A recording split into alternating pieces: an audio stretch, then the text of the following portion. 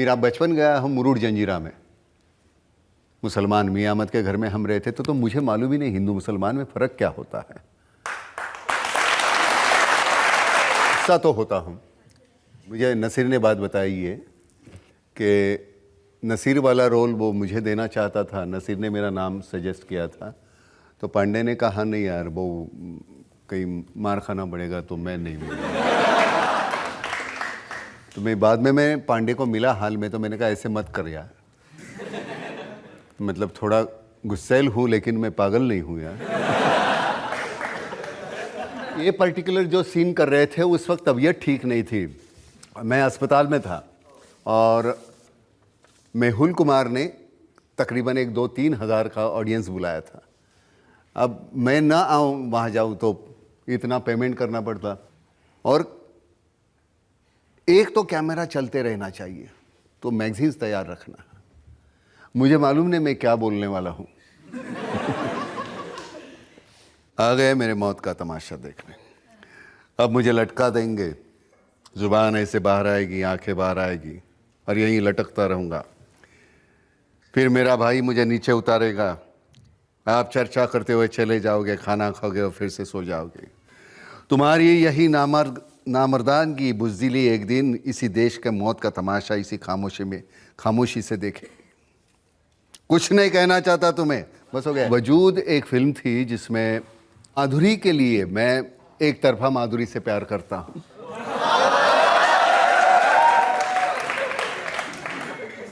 जाहिर है उसकी तरफ से तो नहीं हो सकता था इस शक्ल।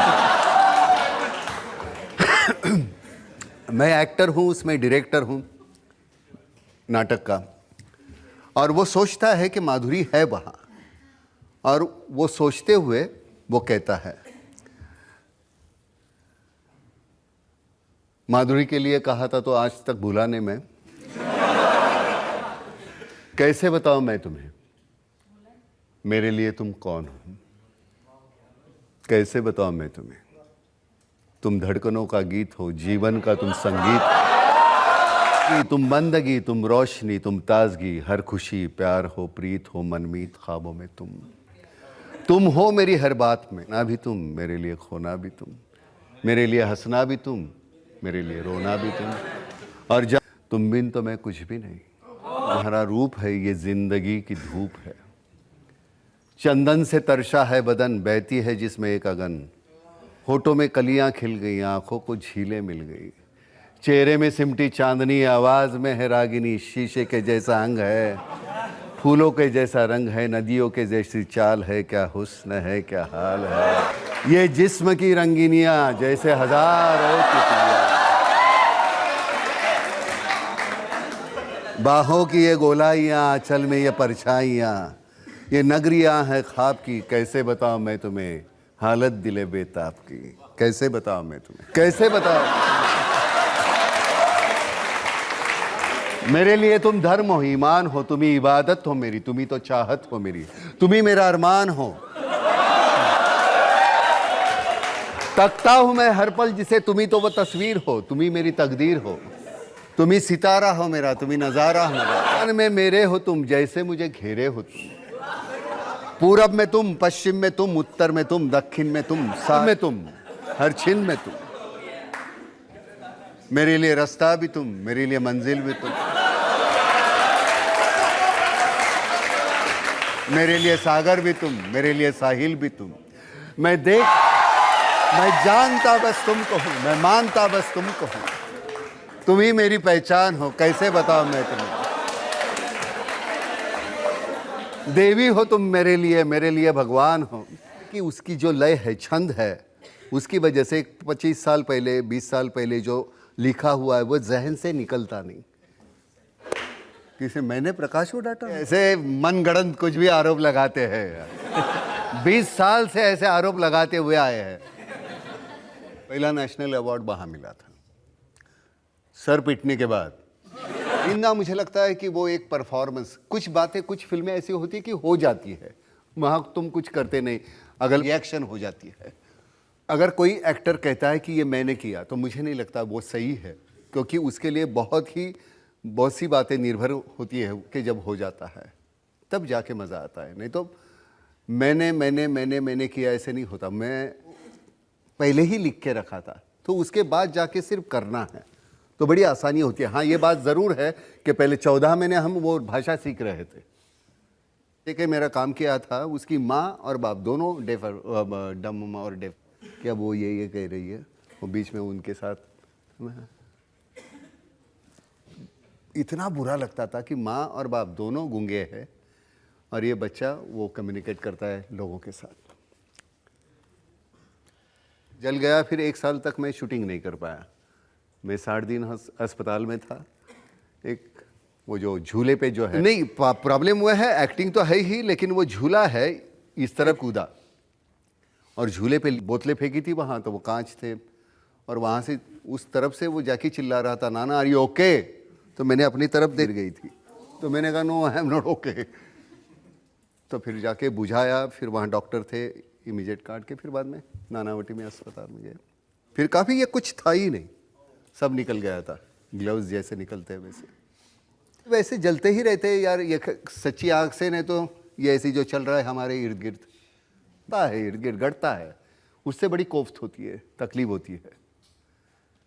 मेरे पास ये अगर माध्यम नहीं होता तो मैं क्या करता। सच में कहता हूँ कि मैं पागल हो जाता था, क्योंकि वो जो घुटन है वो निकाले कैसे हमारी बाहर। तो मुझे लगता है ये जो सफोकेशन है बच्चों का, आज के पीढ़ी का, उसके बारे में हमें सोचना चाहिए। ये क्यों हो रहा है? उसको आउटलेट नहीं है, वो आउटलेट हमें चाहिए। मैं चेंज भी बहुत करता हूँ, दखलंदाजी बहुत करता हूँ, लेकिन उसमें मैंने कभी ये नहीं लिखा कि ये डायलॉग मैंने लिखे हैं या ये मेरा अपना है। वो जाता है उन्हीं को क्रेडिट। लेकिन इतने साल थोड़ा पढ़ता भी हूँ, थोड़ा लिखता भी हूँ, तो उसकी वजह से ऐसे लगता है कि नहीं ये मैं कर पाऊँगा। कहीं गलत होता है तो मैं कह देता हूँ। लेकिन ये मुझे भी बड़ी कोफ्त हो रही है इस वक्त। ये कल का भी हिस्सा जो मतलब वो वाक़या हुआ हैदराबाद का, उसके पहले हुआ, अंदर कहीं छोटा होते जा रहा हूँ, सिकुड़ रहा हूँ। मुझे समझ में नहीं आ रहा कल तक आज ऐसे क्यों हो रहा है। और ये वजह ये है कि आज मैं एक बाप होने के नाते मुझे ऐसा लगता है कि मेरा बेटा भी कहीं ऐसे कुछ इसमें चला गया तो, मतलब ये मैं नहीं, सभी बाप सोच रहे होंगे। इसका हल मुझे लगता है, मैं यहाँ आया अच्छा हुआ, थक गया था, मैं सोच रहा था कि जाऊँ ना जाऊँ। इस माध्यम से, इस माध्यम के ज़रिए मैं कुछ कह पाऊँगा, लोगों तक मैं पहुँचने की कोशिश करूँगा। अगर कोई गलत समझ रहा है मैं, लेकिन ऐसे भी बात नहीं कि हारा हूँ। मुझे लगता है इसमें से ही बच्चे नहीं कोई यहाँ होगा, फिर वही बैटन हाथ में लेंगे। आखिरकार ताकत तो हमारी यही है ना। हम तो फिर अभी थोड़े दिन के बाद आशीर्वाद के लिए ही रहेंगे ना, और क्या साथ। 7वीं कक्षा के लिए मेरी मौसी है, वो टीचर थी, तो सुधारने के लिए मेरी माँ ने गांव से मौसी के बातें, आज भी अंग्रेजी में सही तरीके से नहीं बोल पाता, ताकि वो कभी नौबत ही नहीं आई। जे स्कूल ऑफ आर्ट में गए तो वहाँ तो लैंग्वेज का कोई सवाल ही नहीं, ब्रश और पेपर है, पेंट है। मेरे बाकी के भाई जो थे वो दिखने में अच्छे खूबसूरत थे और मेरी ये अपनी शक्ल थी। तो मुझे हमेशा लगता था कि मेरे माँ बाप उनसे ज़्यादा प्यार करते हैं, मुझसे कम करते हैं। तो एक बार मैंने नाटक में काम कर दिया गांव में जब था, तो वो नाटक देखने के लिए पिताजी बम्बई से गांव आए थे। तो मैंने कहा ये बहुत अच्छा तरीका है पिताजी का, ध्यान थिएटर शुरू किया मैंने। लेकिन हमेशा मैं अपने आप को छोटा और कम समझते आया, ताकि मुझे लगा मुझ में कुछ कमी है।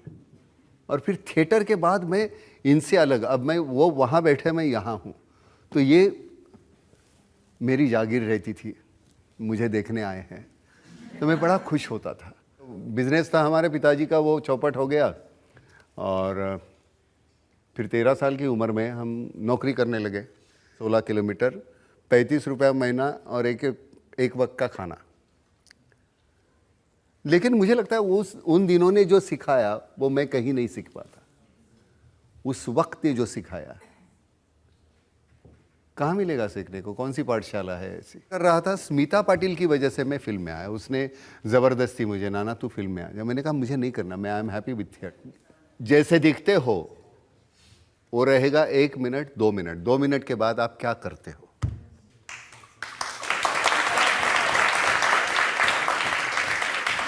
मेरा सवाल ये है, जब हम कैरेक्टर को निभाते हैं तो उसको जीना भी पड़ता है। तो गमन से लेकर के 2611 तक आप में क्या क्या बदलाव आए? जो रोल्स, जो कैरेक्टर्स आपने किए हैं, उसमें उस कैरेक्टर्स को निभाते निभाते आप में क्या चेंजेस आए? नहीं, एक तो पहले समाज में जो घट रहा है उसकी वजह से मुझे जो बदलाव आता है, उसकी वजह से मैं उस तरह के किरदार करने की सोचता हूँ। क्योंकि मुझ में जो बदलाव आता है, मेरी सोच में बदलाव आता है, उसकी वजह होती है सुबह का अखबार। वो अखबार में जो पढ़ता हूँ उससे वो घुटन होती है, सफोकेशन होता है, चीड़ आती है, वो सब कुछ है। तो इसलिए मैं कहता हूँ कि मेरे पास जरिया है जिसके ज़रिए ये सब निकल जाता है। लेकिन एक हाथ किरदार करते हुए मुझ में कोई बदलाव, परिंदा का करते हुए मुझ में कोई बदलाव आया का, तो वो क्रांतिवीर करते हुए मुझे तकलीफ हुई। क्रांतिवीर 93 के जो कम्युनल राइट्स थे उस पर आधारित थी। तो उस दायरे से गुजरते हुए बहुत तकलीफ होती है, वो तो होना है। लेकिन उसमें मुझ में क्या बदलाव आया? मुझ में बदलाव नहीं आया, लेकिन क्या है तब, और वो उसका परिणति होती है वो फिल्म बनाने में। 2611 ये परिणति है, क्रांतिवीर ये परिणति है। साला एक मच्छर आदमी को हीड़ा बना देता।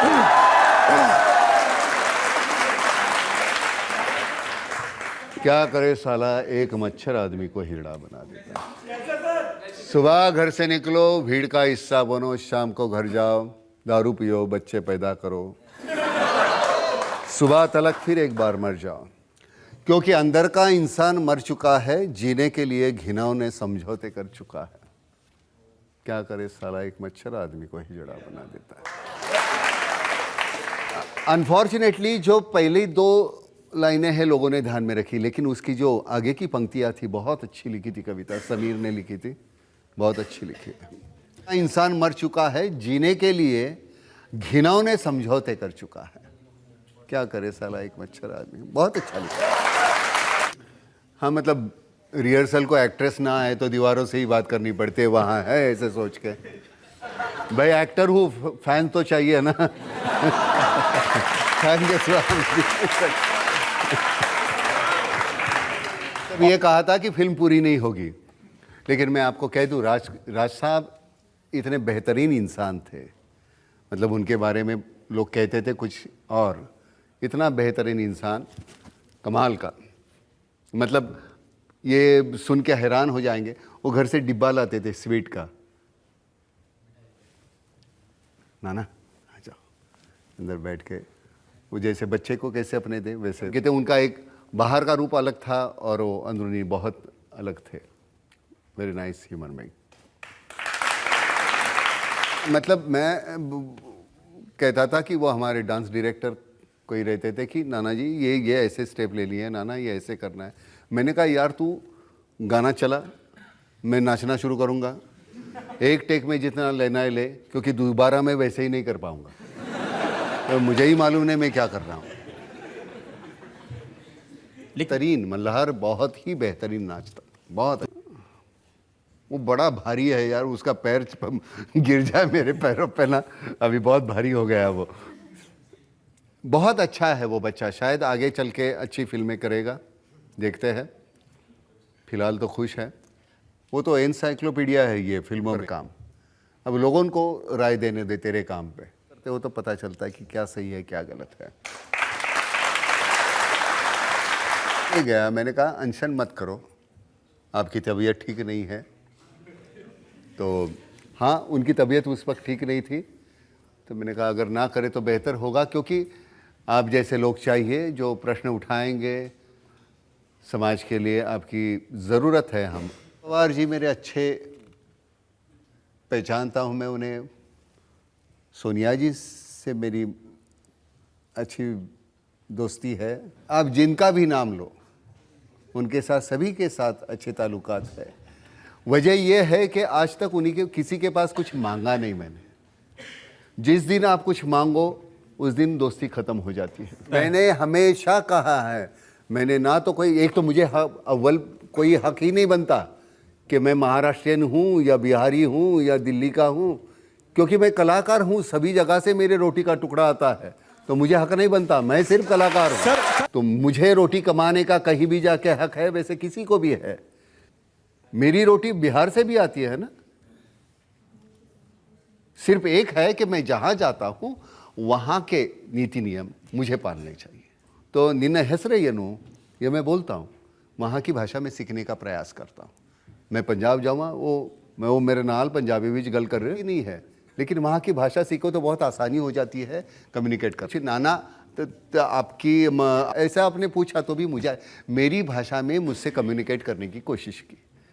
सोनिया जी हिंदी बात करती है, आपको लगता है सोनिया गांधी जी हिंदी बात सही करती है, लेकिन जब वो हिंदी में बात करती है तो मुझे अच्छा लगता है कि मेरी भाषा में वो मुझसे कम्युनिकेट करने की कोशिश करती है।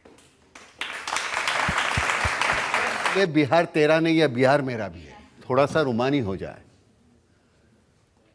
तो उसमें पानी, यह आदमी कहता है अकाल है और मैं बारिश लाऊं, तो बच्चा पूछता है सच्ची मुच्ची बारिश, तो कहता है हाँ मेरे दोस्त, ये बारिश अक्सर गीली होती है, इसे पानी भी कन्नड़ में नीर और बांग्ला में इसे जॉल कहते हैं, संस्कृत में जिसे वारी एक्वाप्यूरा, अंग्रेजी में वाटर, फ्रेंच में और केमिस्ट्री में H2O कहते हैं।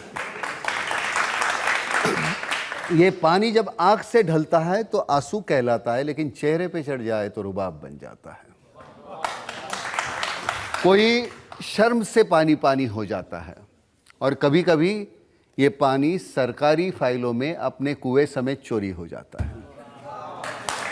पानी तो पानी है, पानी जिंदगानी है, इसलिए जब रूह की नदी सूखी हो, मन का हिरन प्यासा हो, दिमाग में लगी हो आग और प्यार की गागर खाली हो, तब मैं हमेशा ये बारिश नाम का गीला पानी लेने की राय देता हूँ।